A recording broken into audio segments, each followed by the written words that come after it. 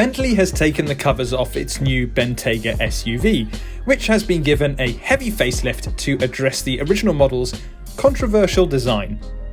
When the pre-facelifted Bentayga arrived on the scene in 2015, the Luxo SUV was heavily criticised for essentially looking like a Continental GT on stilts and packing an extra set of doors.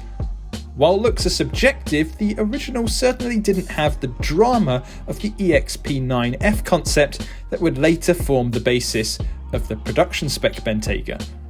The refreshed model is expected to hit showrooms in a matter of weeks, so here are 5 things you need to know about the heavily revised Bentley Bentayga. We were pretty excited when the EXP9F concept was unveiled to the world at the 2012 Geneva Motor Show. In true Bentley fashion, it was brutish yet somehow elegant, massive in size yet it sat perfectly within its proportions. The production Bentayga, however, was a bit of a lump. It was awkwardly proportioned, looking as though someone had blown up a Continental GT and jacked up the suspension. Thankfully, the facelifted model receives a complete design overhaul that makes it look a whole lot like the concept. The front grille has been plucked from the new Continental, giving the SUV the brutish look that was lacking on the pre-facelifted model. The body creases running along the wheel arches also seem more defined, as is the small lip that sits below the rear window. Another major change can be found at the back of the car. Bentley has swapped out the old car's dated, blocky tail lights for the sleeker oval light cluster from the new Continental. The number plate has also been moved and the Bentley name is spelled out beneath the marque's badge. Granted, some midlife facelifts can be quite radical, like the move to a gigantic grille on the current BMW 7 Series, but cars rarely grow in size because, fundamentally, their underpinnings are exactly the same as the pre-facelift model. However, that isn't the case with the new Bentayga. Yes, it's still based on Volkswagen's MLB Evo architecture, which underpins the group's larger SUVs such as the Porsche Cayenne and Lamborghini Urus, but the Bentayga is a little wider than before. The axles have been extended by 20mm and the wheels have been repositioned in the arches to give the car a better stance when standing still. The company has also tweaked the front end to make it look wider, though the bodywork itself is still the same width as the old car. It's not just the exterior that's been given a major overhaul.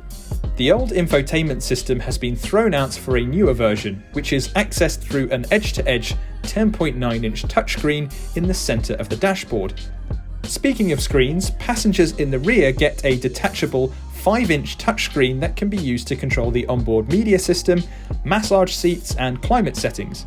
Another neat trick is the ionised cabin. This is done by emitting negatively charged particles through the air vents that essentially create a static charge around dust particles and other bits of microscopic nastiness to keep your Bentayga's cabin fresh and clean.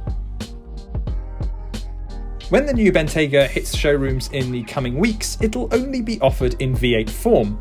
The W12, which can be found in the company's flagship models, won't join the range until the end of the year, and that's a bit of a shame. Anyway, it's not like the 8-cylinder model is lacking puff.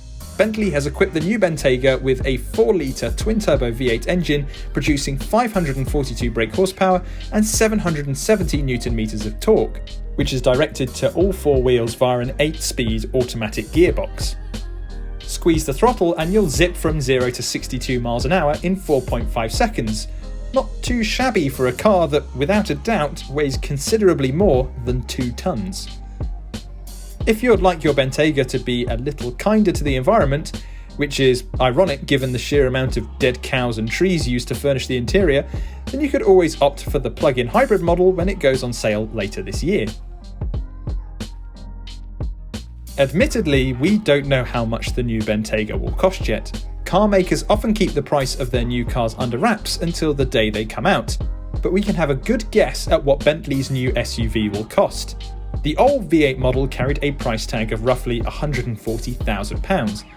We say roughly because that figure could very easily run to nearly £200,000 once you start adding options. That said, we expect the new model to carry a £5,000 to £10,000 premium over the outgoing car. For more car news and reviews, head over to YesAuto.com.